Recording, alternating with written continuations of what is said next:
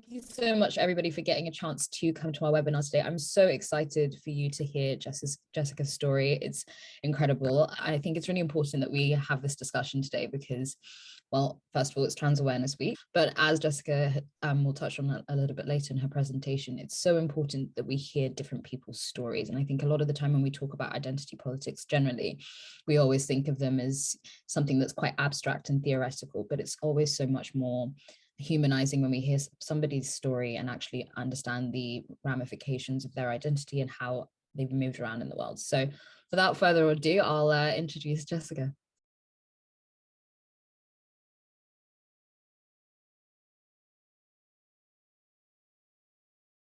Thank you for joining me today. And I really appreciate this opportunity to talk to you guys, and especially like on Transgender Awareness Week, and share a little bit about myself and who I am.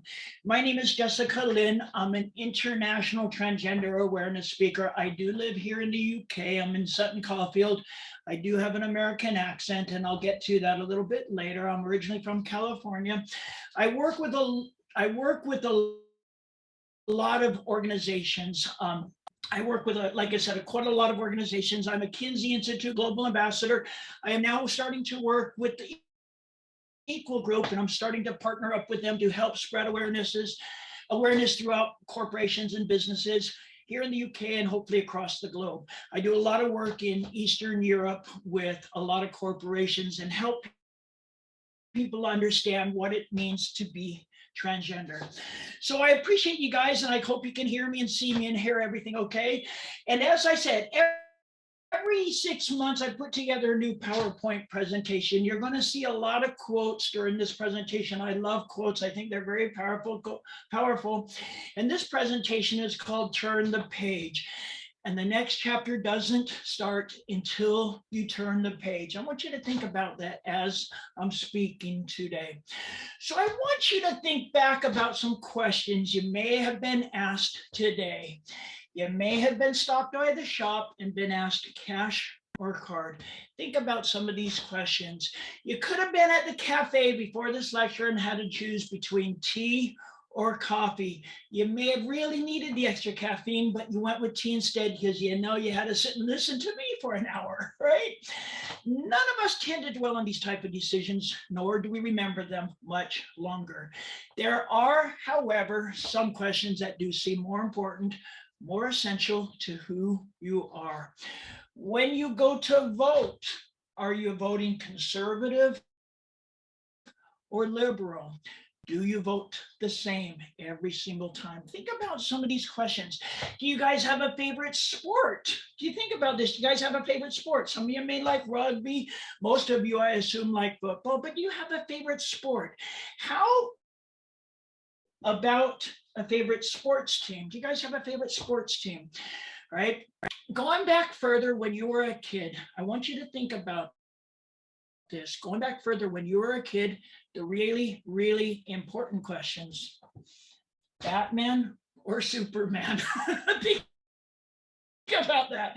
Did you have these questions?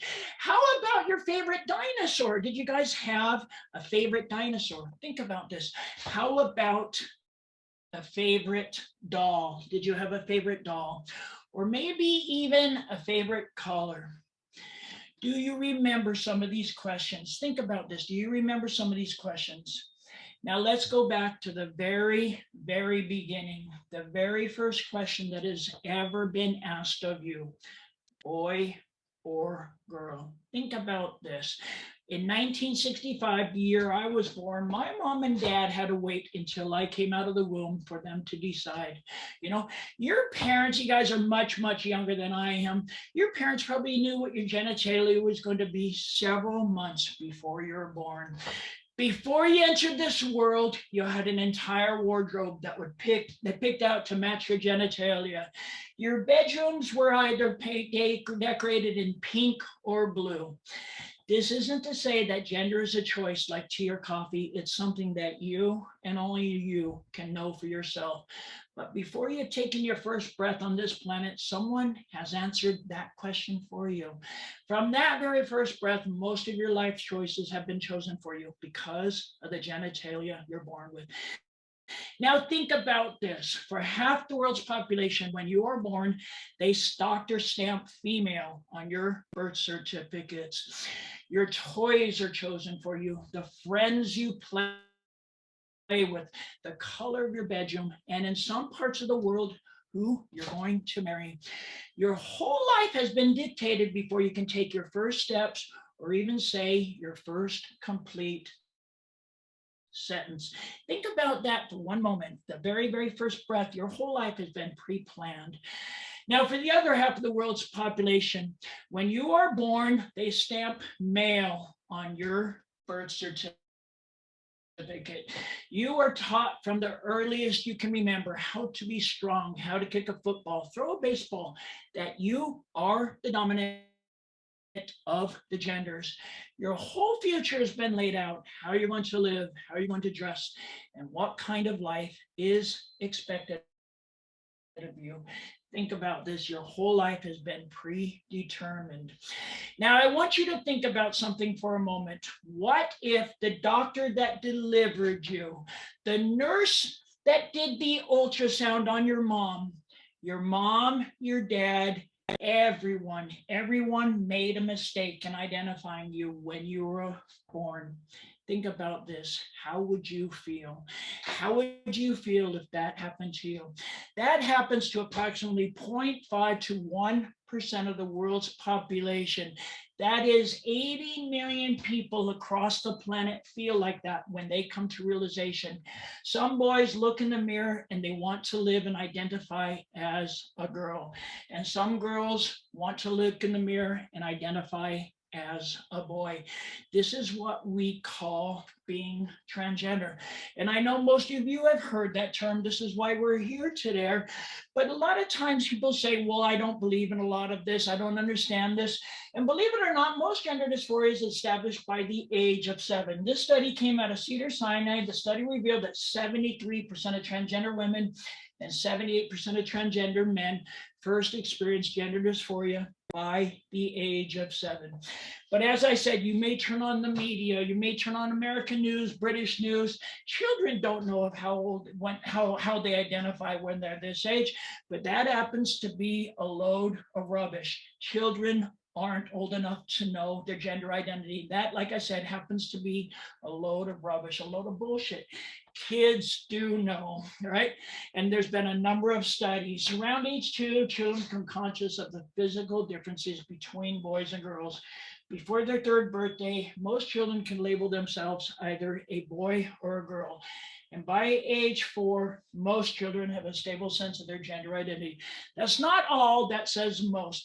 That study came from the American Academy of Pediatrics, but numerous organizations around the world, NHS, University of Toronto, University of Pennsylvania, have come out with the exact same study that children do know. I was part of one at the University of Oxford here in the United Kingdom that says that kids do know. But for generations, society has said gender identity, nature versus nurture. The way you raise a child is the way this child's going to belong. It has been long believed by the scientific community that gender identity of a child was done by that child's upbringing. And this was reinforced in the 1960s by Dr. John Money. Dr. John Money was considered one of the very best doctors in the world on transgender issues. He was considered the foremost expert. He believed that gender imprinting did not start in an infant until their first year and continually advance by the years 3 and 4. During his professional life, his views that gender was learned rather than innate. And some of you may have heard of Dr. John Money. He was very, very famous for a case of 2 boys. And when these 2 boys were born, they had a very large foreskin and they had no idea they had problem urinated. So Dr. John Money, they ended up circumcising them. And these little boys, they accidentally removed one of their penises. They were born Bruce and Brian Raymer in Winnipeg, Canada, a few months after I was born. And when they were circumcised, they accidentally removed one of the child's penises. So Dr. John Money was brought in and said, let's use this child as a social experiment. Money and the Hopkins teams persuaded the mom and dad that sex reassignment would be the very, very best. Bruce was reassigned to be raised in as a female and given the name Brenda. Think about this, guys. Because a doctor made a mistake on you, they force you to live the life of the opposite gender. Because Dr. John Money believed that it was nature versus nurture. The way you raise a child is the way this child's going to become. That gender was constructed through nature, nurturing, not nature. And he literally convinced the world that this is what happened. He produced his John Jung case that said to the world, this is what happened. He was also very, very popular for the term intersex. You may have heard the term intersex. It used to be called hermaphrodite, right? We don't like to use that word anymore, but that was the term, hermaphrodite, at one time. The technical term for it is disorders of sex development, right? And it could be a combination of things. It could be chromosome, it could be born with a penis and a uterus. There's a major, major amount of people that are born this way. And it affects roughly 1.7% of the world's population. Think about that, 1.7% of the world's population. So somebody watching this right now may be born intersex and you have no idea. I fully transitioned. I have no idea what my chromosome count is. And that's what I'm saying is we don't know, right?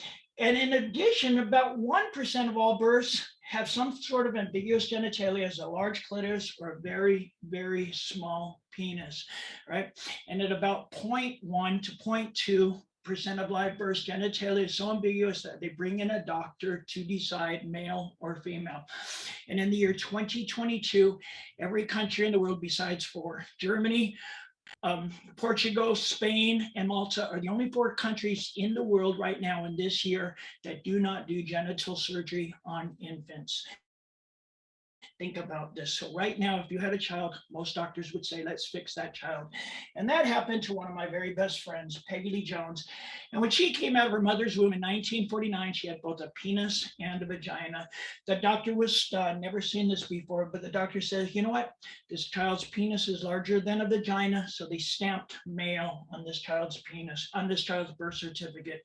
They forced her to live the life of a male. They did 4 surgeries on her by the time she was 5 years old to fix that genitalia. They pumped her full of testosterone to force her to live the life of a male. She didn't want to live the life of a boy. She wanted to live the life of a girl. So what did they do to fix her? In 1958, University of Oklahoma, they strapped her to a table when she was 9 years old and did electric shock therapy on this little child to fix her, to help her understand that it's nature versus nurture, that the way you raise the child is the way this child's going to become. So they forced this child to live the life of a boy, which brings me into this picture. I was born a long time ago on January 29th, 1965. And when I came out of my mother's womb, I had a penis. So they stamped male on my birth certificate. Of course, I was an infant. They couldn't ask me, but they forced me to live the life of a male. I was born a long time ago in 1965. And in 1965, that was the first year the term transgender had ever been coined. It came out of Columbia University in United States. Nobody knew the basic fact that transgender people have a gender identity or gender expression that differs from the sex they were assigned at birth. So here I was, a young child wanting to look, act, dress, and live like a girl, and it did not make sense. This is 1969, 1970. My mom was a Christian woman, and she said, Jeff, if you pray hard enough, God will move mountains. So I was literally begging God night after night, day after day, saying, God, please turn me into a girl. And it's not happening, and it's becoming harder and harder and harder. Here I am at 5 years old. This is 1970. I'm 5 years old. I would go to school with my very best friend, Michelle. After school, I'd go to her. We played dolls. We played tea party. We played dress up. At this age, I wanted to be my very best friend. But how do you tell your mom, your dad, your brothers? It was literally torture. I would cry and cry and cry, night after night, day after day. I literally felt so, quote, abnormal. These are the adjectives to describe myself when I was that young. I felt weird, strange, isolated, alone. How do you tell your mom, your dad, your brothers, your sisters, that your friends in 1969, 1970, 71, that you want to live the life of an opposite gender? It did not make sense, and it was torture. I wanted to be, quote, normal, like my brothers, like my friends. It did not make sense. When I was putting this PowerPoint together, I said, What is normal? Think about this question. Who determines what normal is? All right, I Googled it. And deciding what is normal is based on statistics. A large group of people is tested, and normal is a result of 95% of those people. So, which leads to discrimination for the marginalized community members, people that don't fit into that 95%.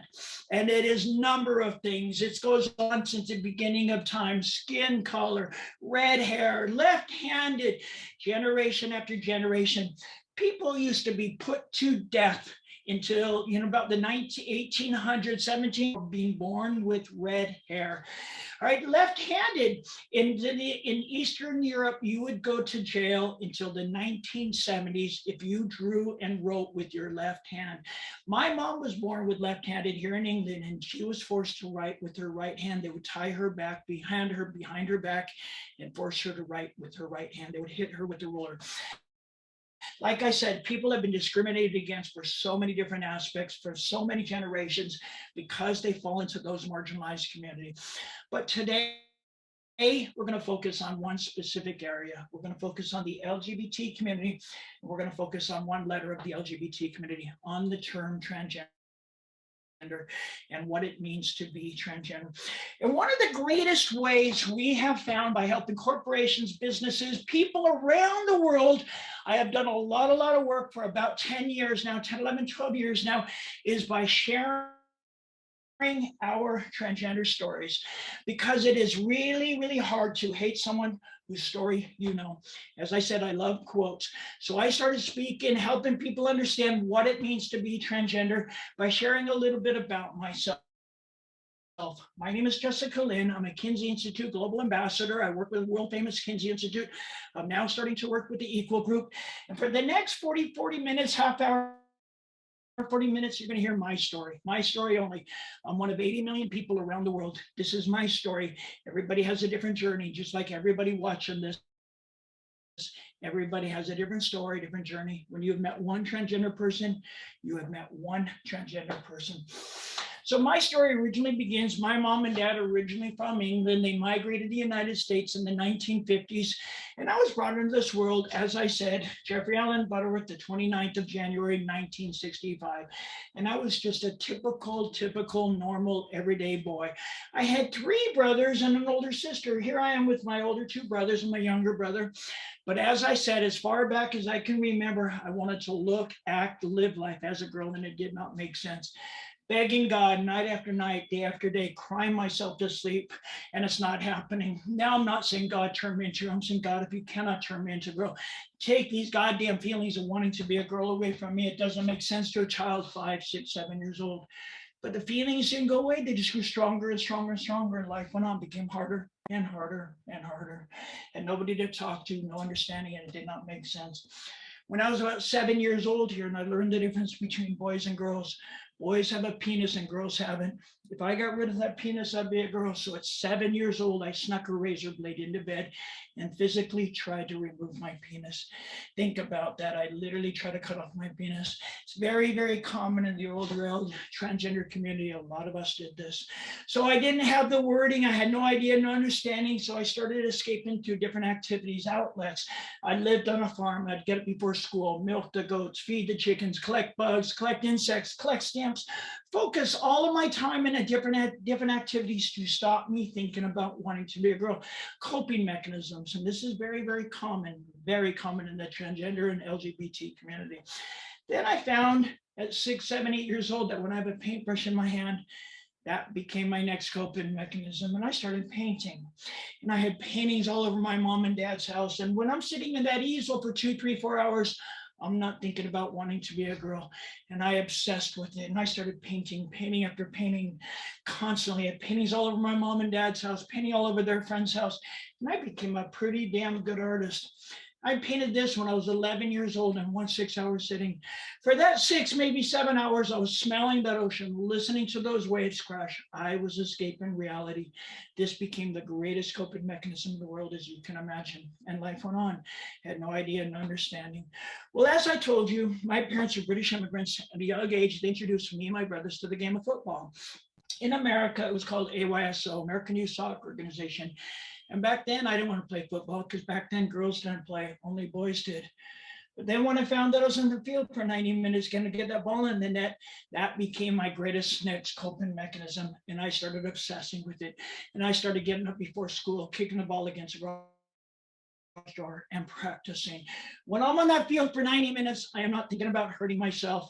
I am not thinking about suicide. This became the greatest coping mechanism in the world.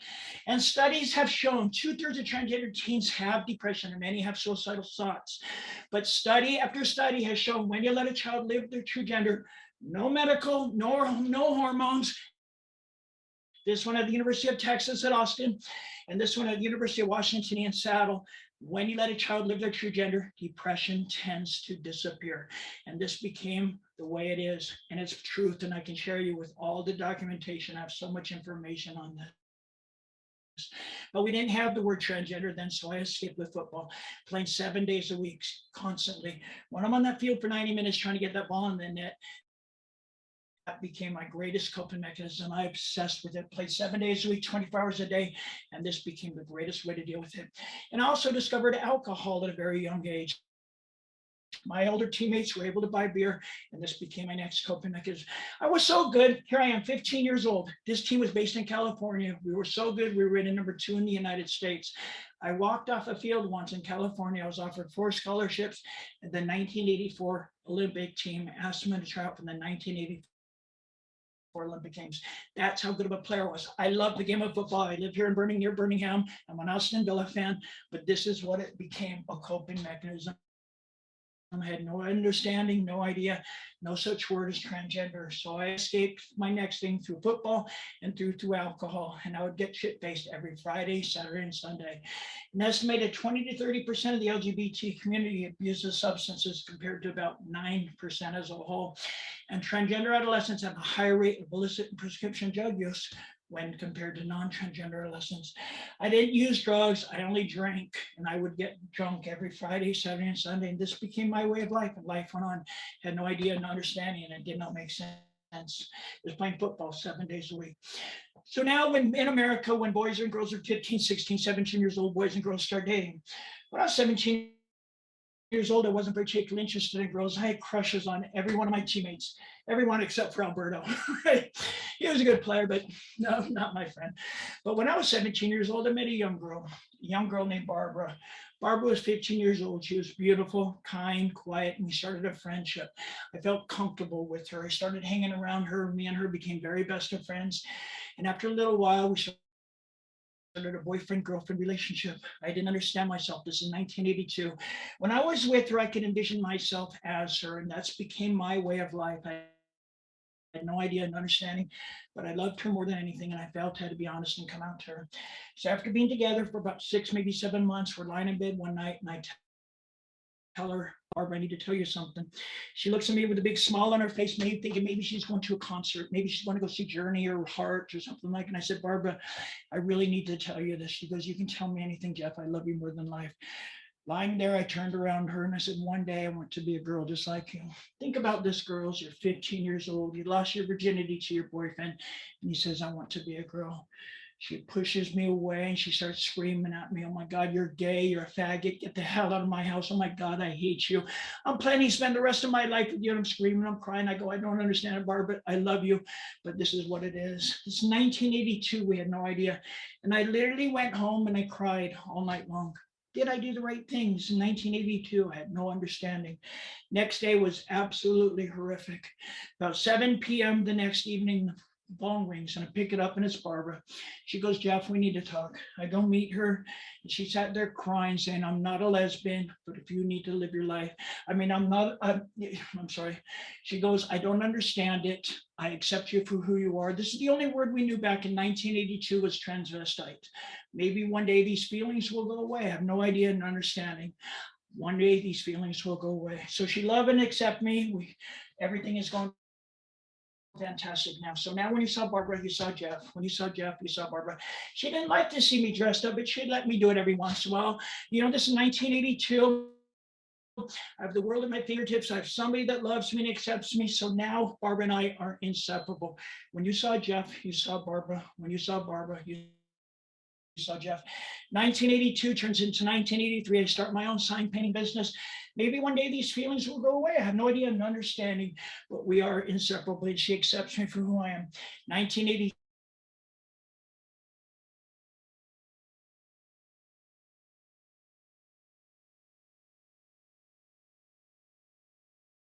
She just blew up crying, saying, "Oh my God, Jeff, yes, I totally love you."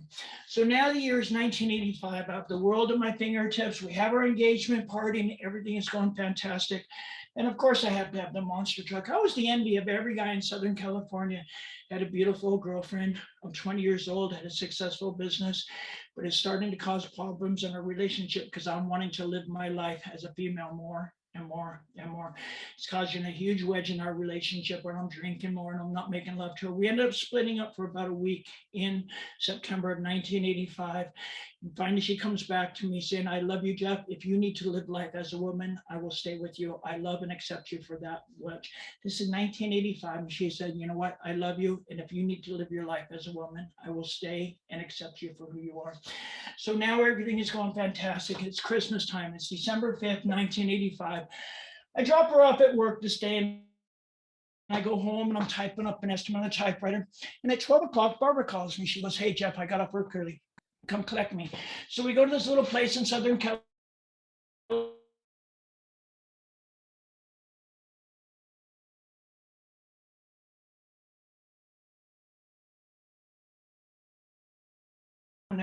It's 1 o'clock in the afternoon. It's a beautiful sunny day. There's snow in the mountains. There's a guy hanging Christmas lights. She's sitting right next to me. We're rocking out, got the music cranking, and we come to this intersection. As we come to this intersection, a lady high on heroin and drunk at 1 o'clock in the afternoon runs a red light at 65 miles an hour, broadsiding us right underneath Barbara's door. We rolled 2 times in a moving truck this size, hit us head on head, where we rolled another 5 times. You can imagine how horrible that car accident was.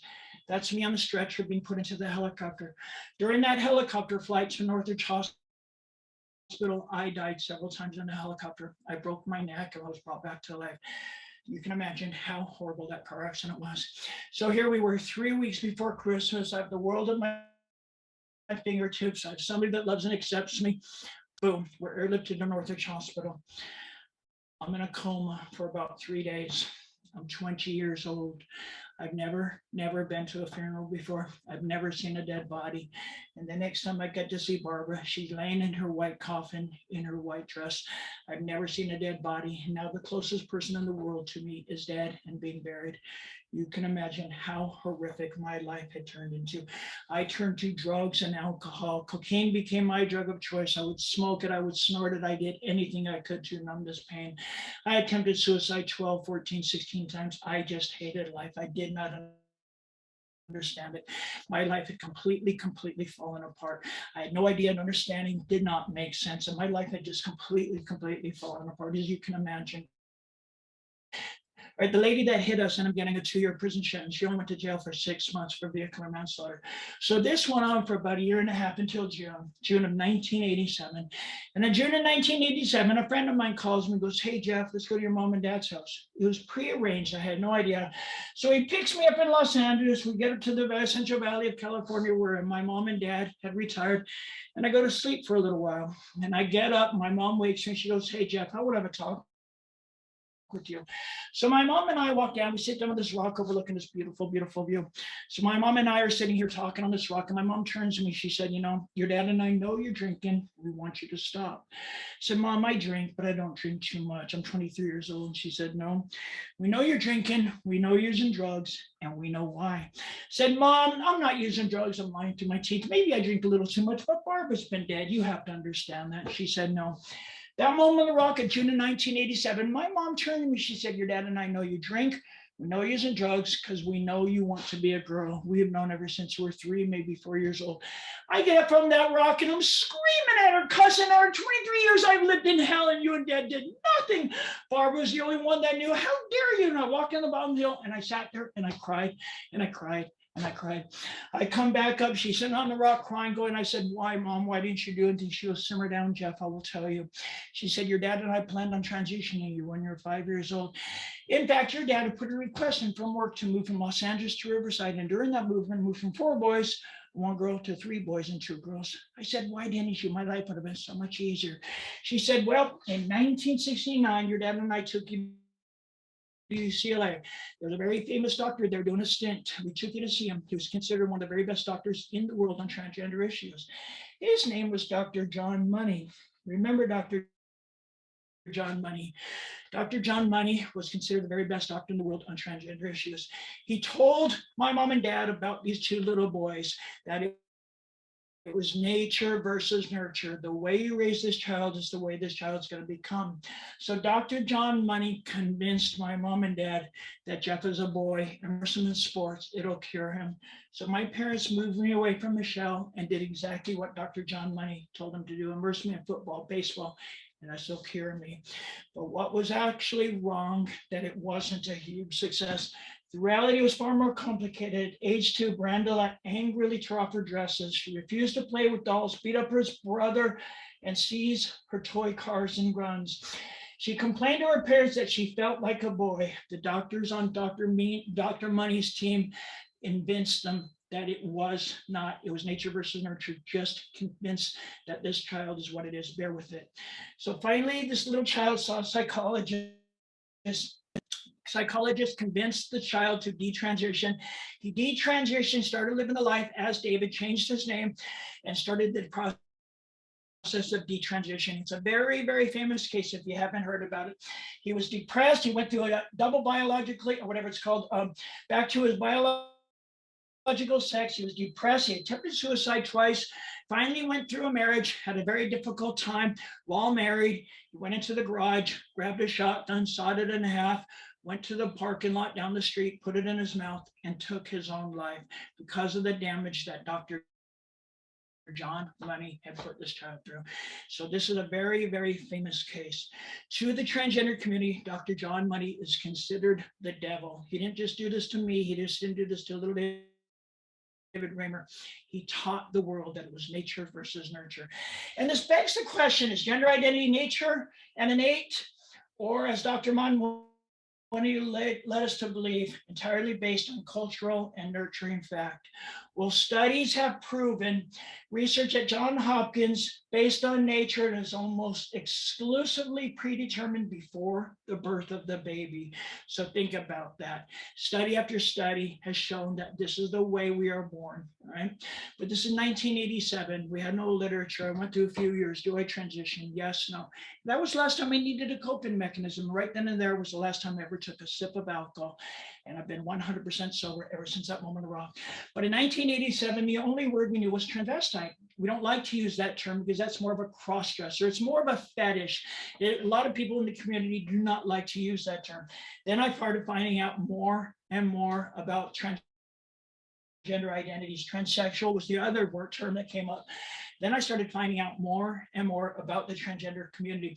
Right now, Facebook alone has something like 64 different terms. There's a university here in the UK that has 72 different terms for the transgender names under the transgender umbrella.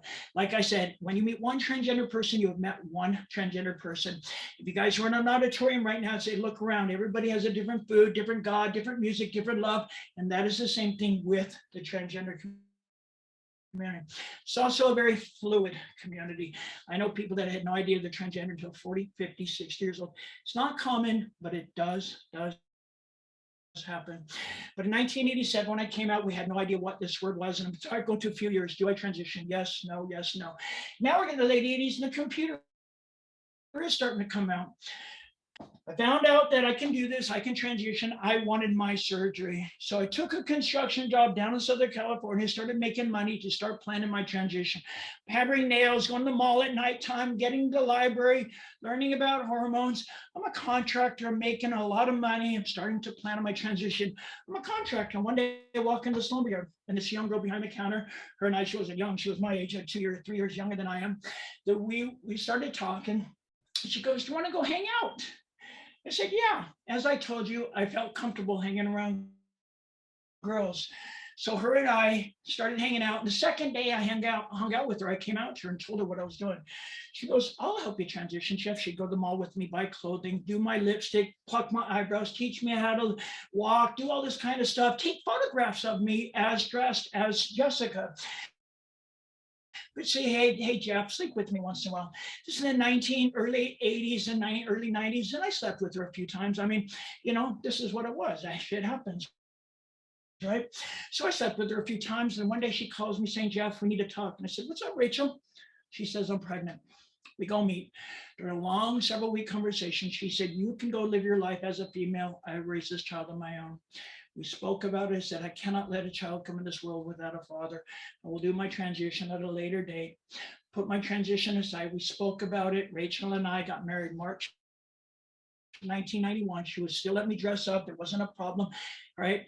1991, we put my transition aside. August 18th, 1991, along comes Jeffrey Daniel Butterworth. I had no medical insurance for him, so it cost over 5,000 American dollars just to give birth to. So I was also the kind of father that did not want my child to be raised by a babysitter, which meant that I literally worked 6 days a week, come home early on Saturday, go to Costco, go to Chuck E. Cheese. I was the absolute perfect father. I wasn't the greatest husband because I rarely slept with her, but she'd insist on it 3-4 times, whatever. And she got pregnant a second time. Bradley was a difficult child to give birth to. She was 7 months pregnant with Bradley when her and Jeffrey had another car accident. He was over about a couple of weeks late. He cost me over $8,500 to give birth to. So now I had 2 beautiful little boys at home, a stay-at-home mom, and I'm working my ass off to make ends meet. Well, now we move closer to the San Fernando Valley because the Northridge earthquake happens, and now the relationship between me and their mother is starting to fall farther and farther apart. When I come home, I'm just playing balls with the boys in the front yard, playing football. I'm coloring with them. I'm doing puzzles, and Rachel and I are in separate bedrooms. Finally, I come home one day. She says, you know what, Jeff, F you. You haven't slept with me in several weeks, in 5 or 6 weeks. She takes the 2 boys, moves out of the house, and says, I want a divorce. We were only together because of the kids. During this divorce, the judge ordered joint legal physical custody. I had my boys half the time. The judge also ordered me to pay a chunk in child support. I doubled it so my 2 boys would go to private school. So now my 2 boys, I had them every other day. My time off, I'm going to nightclubs, dressed as Jess, and exploring who I am. And I had a very good relationship with their mother. We were better co-parents. So things are moving along. I mean, what kind of ex-husband doubles their ex-wife child support? I set her up with one of my friends. I was telling her about what I'm doing, going to nightclubs, exploring who I am. She was a better friend than we were as a relationship. Things are moving along, and now we're at Christmas Eve, 1998. My son Jeffrey and I are on the phone together. We're talking about Christmas and Santa Claus. I said, so have you got a beautiful Christmas tree? And he goes, Mom, never got one. I said, let me talk to your mom. So she gets on the phone. She goes, I never had time to get one. So I said, it's Christmas Eve. Let me bring one over for the boys. And she said, absolutely. So on Christmas Eve, I go take a Christmas tree over. Me and my 2 boys, Jack, and they're on cloud 12,009. Mom and Dad are here getting along. Charlie Brown's on the telly. Santa Claus is coming tonight. And I said, Rachel, let me spend the night on the couch, watch the kids open their presents from Santa Claus. She said, absolutely. I don't feel well anyhow. She goes to bed. I tuck the kids into their bed. I go to my car, get their presents, stuff from the tree, and I go to sleep on their couch. Around 2, maybe 3 o'clock in the morning, I look up and Rachel's waking me. She goes, hey, Jeff, it's Christmas. Come to bed with me. Whoops. Just kidding. She got pregnant again after that one time. We get back together. We did not remarry, but we got back together. We brought Curtis into our lives. Everything's going fantastic. We're getting along better. We're not sleeping so much together, but we're better together, co-parenting. So now I have my children. Now I'm raising my children. Everything's going fantastic. We buy a small house in Reseda. The housing market's climbing. We move up the coast to a place called Santa Maria on the central coast of California. She's working, I'm working, and the house comes on the market. Rachel goes, hey, Jeff, let's put our money together and buy this house. So we put our money together and we paid $332,000 for this 3-bedroom, 2-bathroom house. The day we closed escrow, she called her boss and says, I want to go back to school full time, become a dental hygienist. I said, that's fine. We got 3 boys to raise, no medical insurance. That means I'll be working my ass off. She said, we'll do it together as a family. So she quit her job, and I'm literally working 7 days a week now, doing everything I can, working 5 days a week in one job, working on weekends to make up that lost income. The relationship between me and her is falling farther and farther apart. Finally, I come home one day. She says, you know what, Jeff, F you again. But this time she takes our youngest son Curtis, and she said, you raise Jeffrey and Bradley, I will raise Curtis and moved 100 miles south. Said, you do not split up children, they're brothers. She said, you live your life, I'll live my life. I said, I will put you in an apartment. I will pay your rent. You do not split up brothers. She said, you have your boyfriend. I'll have my boyfriend. I don't want to see you. And she moved 100 miles south. So in turn, I give her $40,000 for her portion of the house. And I filed for custody for all three boys, which started this 3-year, $65,000 legal battle. During this 3-year legal battle, she said, I want a full psychiatric evaluation done on the whole family. She thinks I'm insane. The evaluation is ordered. Dr. Fred Norris asked me, so Jeff, do you find yourself attracted to men? Yes, I do. Do you want to live life as a woman? Yes, I do. Rachel goes in there, says that she found pictures of me wearing women's clothing. Remember, she was the one that took those pictures. She hid them in record sleeves to keep them from me. When she asked him about it, he admitted to wanting to live life as a woman. She went on to say she was very concerned I had a secret life going on.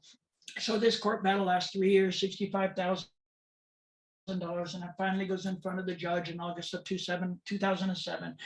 The judge is sitting up on her bench saying, in all my years, it's the most difficult case I've ever decided. But in all my years, I've never seen such an incredible father. And right then and there, gave me full legal, physical custody of all three boys. Curtis moves back in the house and the kids are thrilled to death living together.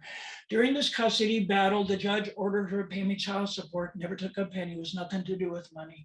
The judge ordered when she visits the children, she spend 1 night a week in a hotel room to not disrupt the children's life.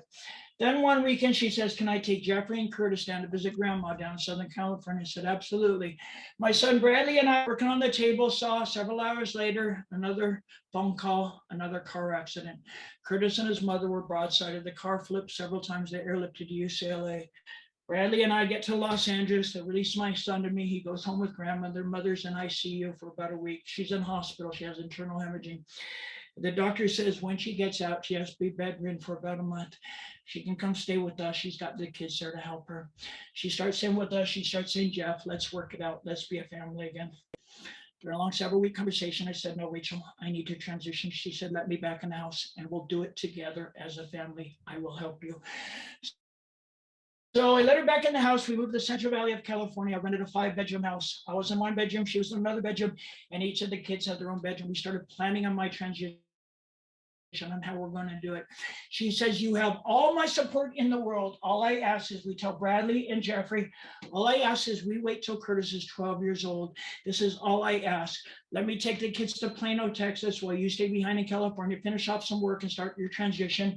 I will take the kids, live near my sister in Texas. We'll start working it out. This is how we'll do it. She's making appointments with doctors with me. She's helping me. When she graduates from medical school, Jeffrey graduates high school, she will take the kids to Texas while I stay behind and finish off some work. The time came, we spoke about it night after night, day after day. The time came, she graduated, Jeffrey graduated, the whole house of belongings. They moved to Plano, Texas, while I stayed behind in California. When they left, I literally went through the darkest period in my entire life. Should I do it? Is it worth it? My family was gone. I was coming home to an empty house, working 7 days a week, crying and crying and crying. I hadn't slept in about 4 or 5 days. One day I swallowed a bottle of pills. My door was kicked down by my brother. I was found, rushed to the hospital. I was pumped, my stomach was pumped. I was put in the hospital for about 10 days, psychiatric hospital.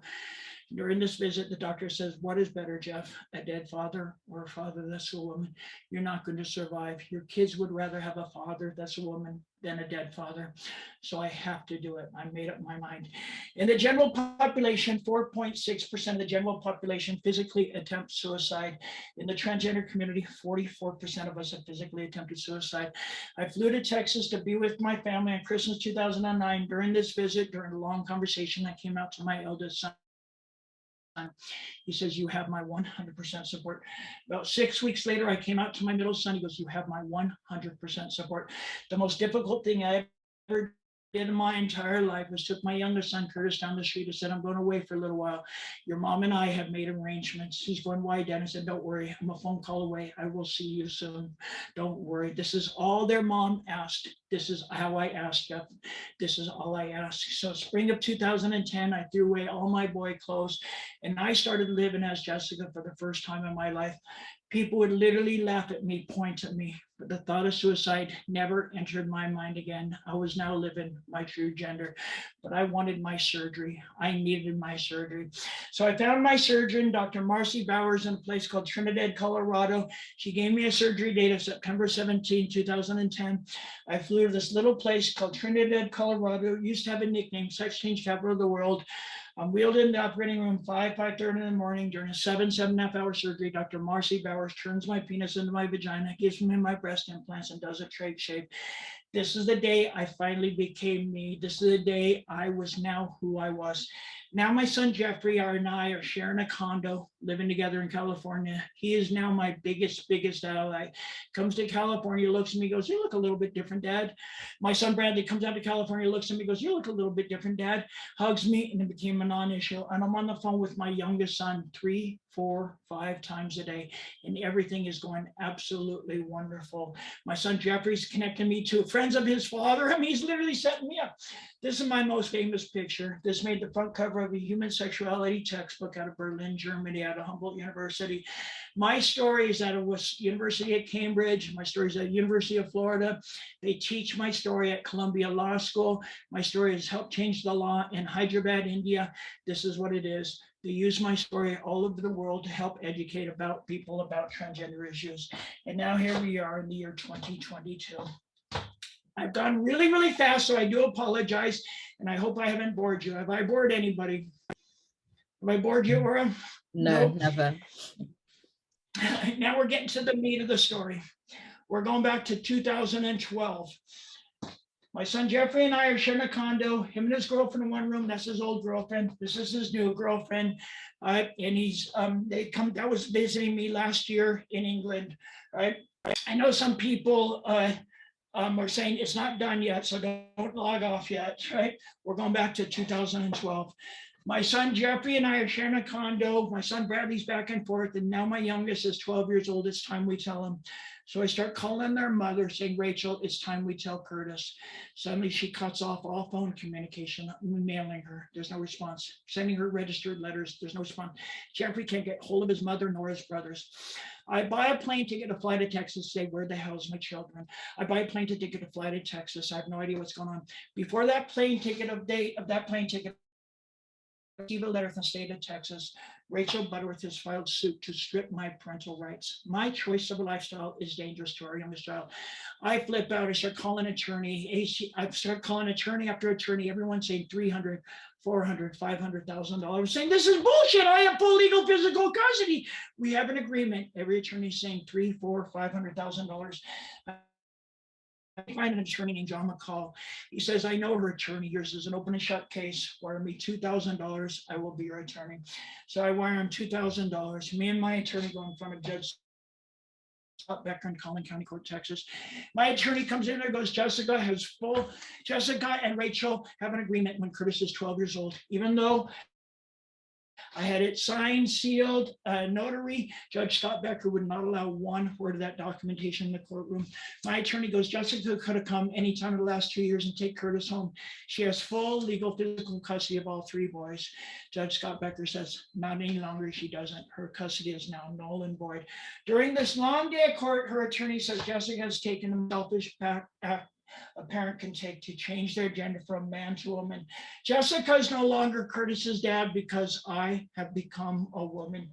We are asking that Dr. Ben Allbritton do a full psychiatric evaluation on Jessica Lynn at her cost within 30 days.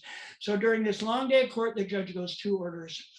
You're allowed to go back to California and speak to your child anytime you want. But I'm specifically stating there should be no mention whatsoever of the sex change at this point. This is the actual court transcript. And I'll further say violation could end up incarceration, could result in incarceration. That's the second sentence. Third sentence, you don't have to worry about forking over any money. You are going to jail if you tell your child that you have transitioned. He says, second order, it is order. If I do not do this, I go to jail. That Dr. Ben Albritton evaluate, they specifically asked for us to do a full psychiatric evaluation on me on or before January 31st. They give me his business card. I start calling him saying, I'm here in Texas. Let's start him now. His secretary calls me back, and as soon as you can do it, it's the first Monday after Thanksgiving, and it's $3,000. I fly back to California, wire him his money, pay for my car rental, pay for my flight, and I Google Dr. Ben Albritton. First thing that pops up on the internet. He's a professor in biblical counseling. My attorney calls the judge and says, can we have a different evaluator? And the judge says, no, this is who's going to tell your client if ever she's her child again or not. I fly to Texas to go visit him. Turns out that this evaluator is from Biola University, Biola State on human sexuality. We do not affirm attempts to change one's biological birth sex via medical intervention. Long day of court, 2 days of being into his office. He said, I need names of 10 to 15 people asking about questions about sex with men, the whole 9 yards. At the end of the 2 days, I give him my cell phone. I said, call whoever you want. He starts calling all my friends, asking the exact same question. So now we're getting the end of January. It's due January 31st. It's my birthday, the 29th. I'm calling my attorney, where the hell's his evaluation? He goes, don't worry about it. I said, no, John, I want to see my child. My attorney said, I'll leave it alone just then. I said, no. I started going the evaluator. I said, where the hell's my evaluation? Right. His secretary calls back and says, I have your evaluation. You're a difficult case. You're an extra $1,500.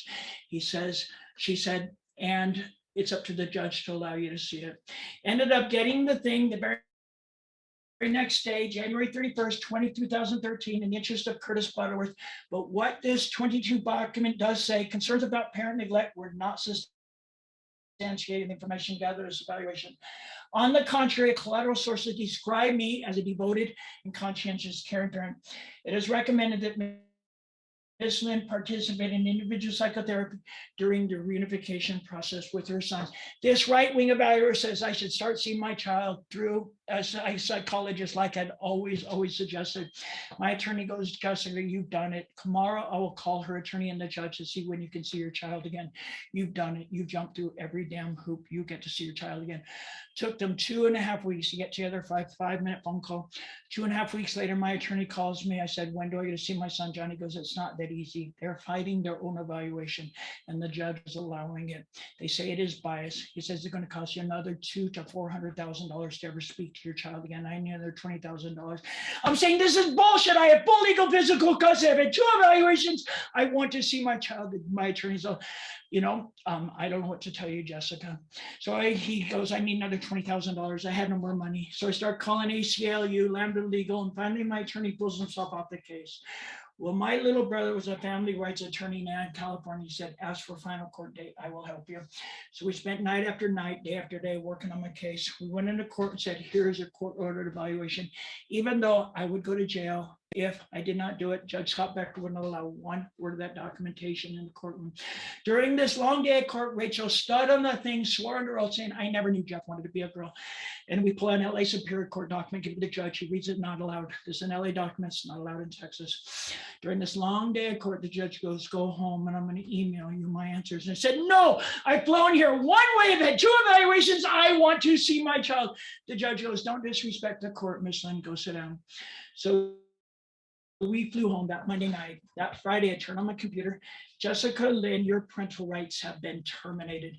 This judge told my little boy, because I am who I am never allowed to call him. He's never allowed to call me and say, hey, Dad, I scored a goal in my football game today. Hey, Dad, I hit a home run in my baseball. Hey, Dad, I'm going to a date tonight.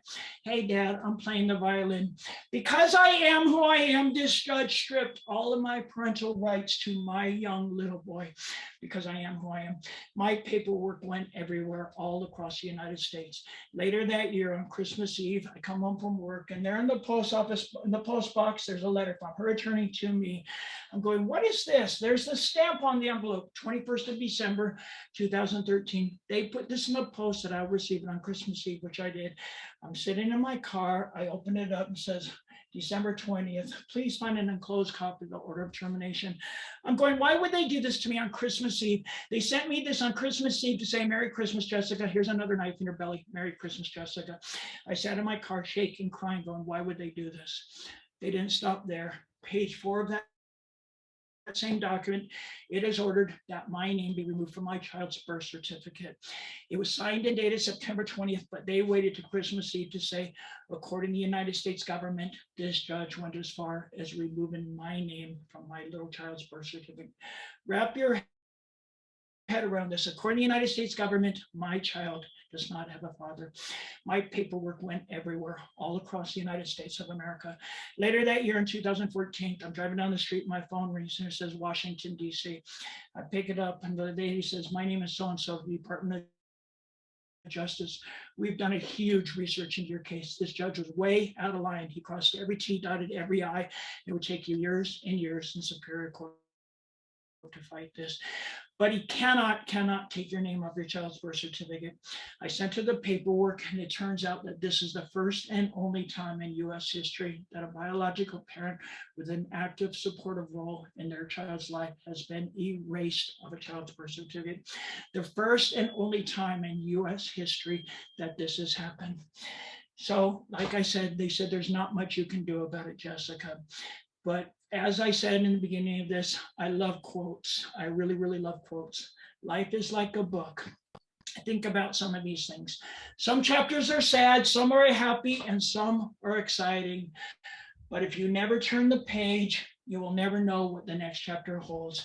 As I told you, beginning this presentation, this is called Turn the Page.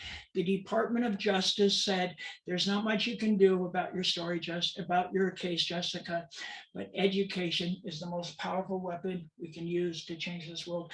I have had the honor of speaking where Nelson Mandela used to go to school. I do a lot of work in South Africa, and I've had that honor of speaking there. To me, this is the most powerful quote ever written. They said, use your story, Jessica. Use your story to help educate people about what it means to be transgender. Help people understand what it means to be transgender by sharing a little bit about yourself. So I started speaking originally in California, community colleges, high school, and it grew and it grew. UCLA, USC, and then it grew across the United States at Harvard, Stanford, Yale Law School, Florida, Kansas, all across the United States. And it brought me here to England. They spoke at Oxford, Cambridge. You guys that I'm reaching, the students here that I'm reaching, I've now spoken in 28 countries across the globe. I've traveled over 1 million miles. I've probably lectured over 2,000 times. You guys, these students, the next generation, you guys are the ones that are going to change the world. 1, 2, 5, you're going to have a sister, a brother, a cousin, an aunt, a child that says, I'm not comfortable being a boy. I'm not comfortable being a girl. Think about this. You're not going to fix them. You're going to accept them for who they are. You're going to accept an employee to say, let's make this world a better place, more comfortable. And I'm going to leave you with this. As I said, I travel all over the world. I do a lot of work in Slovenia. I just flew in from Slovenia on Saturday, right? Slovenia is just such a beautiful, beautiful country. And I do a lot of corporate work in Eastern Europe. And I recently hopped on a plane and I went from Slovenia to Poland, and I had a corporate dinner with a bunch of people from JP Morgan, NatWest, Accenture. We're discussing some things we're doing. And on that plane, right, that Polish Airlines, LOT Airlines, right, I started talking to the flight attendant in the back, right? And him and I started talking. He goes, what do you do? What do you do in travel? And I said, I'm a transgender awareness speaker. He goes, oh, I happen to be gay. We started talking about things. He goes, you know, he had to take a class on statistics. We started talking about percentage of transgender people, percent of gay people. He goes, I had to take a class on statistics. And he says, right now, the average airplane, think about this, the average airplane in the year 2022, the average airplane has 138 seats. And statistics show, think about this, it's really interesting. The average person on that airplane eats 13 pounds of ice cream every year. Okay, think about these things, right? 11 people on that airplane have an extra rib. It's just something that we don't think about. 13 to 16 people are left-handed. Think about that. 14 people are gay or lesbian.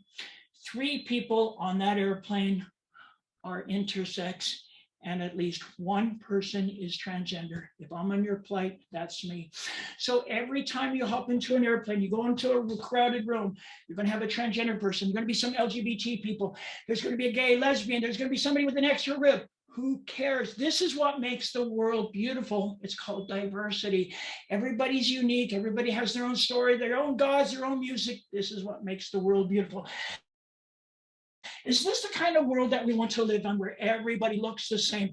Everybody has the same hairstyle, the same food, the same music? Or do we want to live in a world where everybody's unique and smiling and happy and being proud of who they are?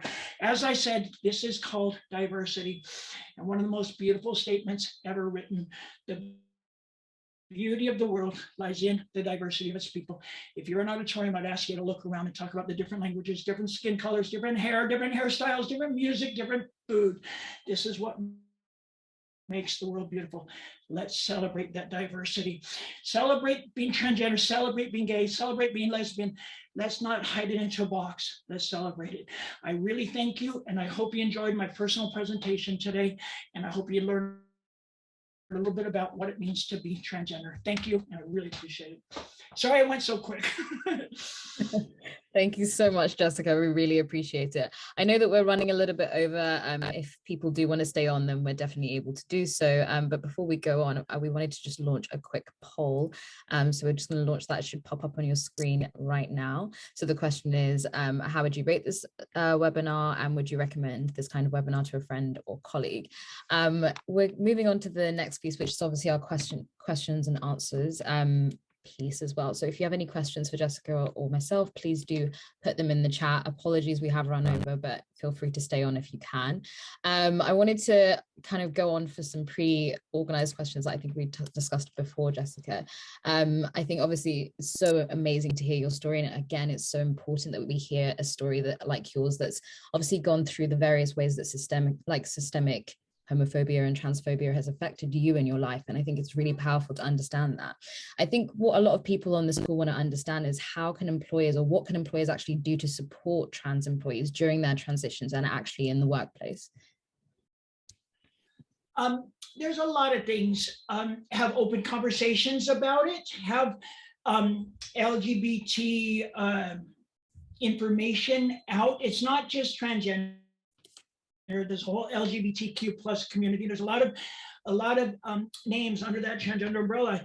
Share literature. Make sure that it's not make sure it's a comfortable place.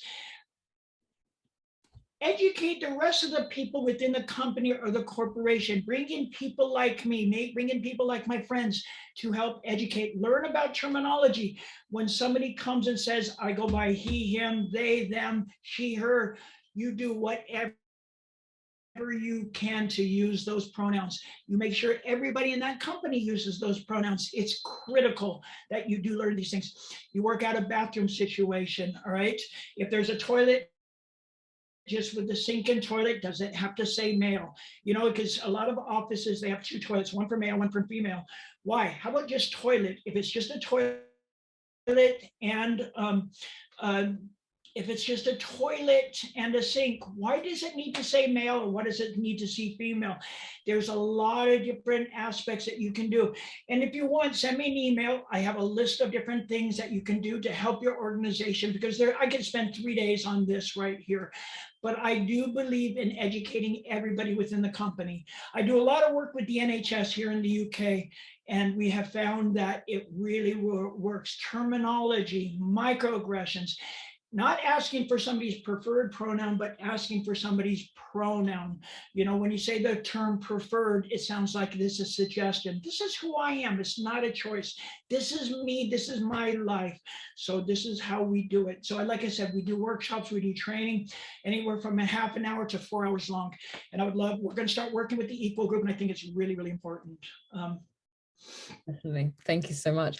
We have a question here from Jamie. Jamie has asked, what difference, if any, would it make for trans people if we could become a society free of gendered expectations and norms? Which is a really good question. So thank you, Jamie. It used to be that way. Believe it or not, a few centuries, it used to be that way, right? People in different parts of the world, India was that way, Indonesia, the Native American were that way. The gender non-conforming people were considered hierarchy in the tribes across America. It was when the Spaniards, the British, and the whatever ever came in there and started colonizing, they brought their beliefs and they shut it down. The world would be a better place. There is a study, I don't know if it's completed now. I was at the University of Loughborough a few years ago, where they're raising kids as gender neutral, all right, which is to me such an incredible idea. Is you don't give pronouns to them when they're a child, just go by them, and letting that child decide for themselves of how they identify. I do identify as female, right? I'm comfortable being a female, right? I have good friends go by they, them. The trans community doesn't understand. The older people in the trans community do not understand people that identify as non-binary or non-conforming, right? The younger generation does understand this stuff. So I think if the world be at a better place if society did open up a little bit more about gendered norms, if that makes sense. You know, I find that UK here, believe it or not, one of the most open and accepting countries on planet Earth. Like I said, I've literally spoken in 28 countries. I live here in the UK and I find it one of the most open and accepting countries. It's not perfect, right? But I do find it the most open and accepting, especially in the big cities, Birmingham, Liverpool, Manchester. Yesterday I was in Liverpool. I hop in a cab and I say, oh, I'm transgender. And the cab driver goes, oh, my daughter's best friend is transgender. It's such a non-issue. You know what I'm saying? This is what it is. I'm rambling, sorry. No, please do. Please carry on. That's actually perfect. And I was keen to follow up with that. I think what's really interesting, and we talk about this a lot, obviously, at the Equal Group, as we are an EDI consultancy, but recently in the news, I believe HSBC have started offering their trans employees like a specific fund. Yes, I think you heard about that. I wrote it down. I wanted to share that I just read when I was preparing this. HSBC now has offered gender affirming care for their employees and their employees' children. Okay. Yeah. Which is studies in America a number of years ago, studies in America that came out of Johns Hopkins, Columbia, and I think Yale, that when insurance companies have found that rather than fighting, for counseling, for psychology, to do counseling to help people that's transgender, is when you help gender affirming care, the cost is a lot better, overall better, and it's better on psychological overall, right? And people come up and say, okay, people detransitioning, the number is so small. There's a study that came out of the UK here that 0.47 or 0.48% of kids detransition. And I think it was 67% of those retransition later, they detransition because of family pressure. So you think about that is how much effort it takes to become who you are. And does that make sense? And I know I'm going in a million different circles right now. No, but society has found when you let somebody live their true gender, it's overall better on everybody. It really, really is. On the person, on the family, and it's a learning experience for everybody. When I transitioned, it wasn't just me that transitioned. It was my family, my mom and dad, my brothers, everybody that knew me. We found transition in a company. Everybody has to learn how to deal with it, Absolutely. And I think, like you said before, I think this piece around education is so crucial, but obviously this piece around making sure that your employers are supporting you in this journey is so, so crucial, because there's already, as you mentioned, pressures from family, huge pressures from society. So as employers, if you can support trans employees whilst they're going through that transition and throughout anyway, it's a massive, massive impact. You saw the suicide rate. You saw the suicide rate, and that is up to date in the year 2022. 44% of transgender people around the world will attempt suicide, have attempted suicide. Think about that, 44%, and that includes myself a number of times. Most transgender people I know have attempted suicide sometime in their life, So if you help somebody, help people work a little bit better within the community, your workplace is going to be a lot better. You're going to have happy employees. We have found production works fantastic. I do a lot of corporate work in, like I said, in Eastern Europe. I have done a lot of stuff for like Microsoft, JP Morgan, NatWest, Hewlett Packard, Accenture, and these companies have found production, have found overall better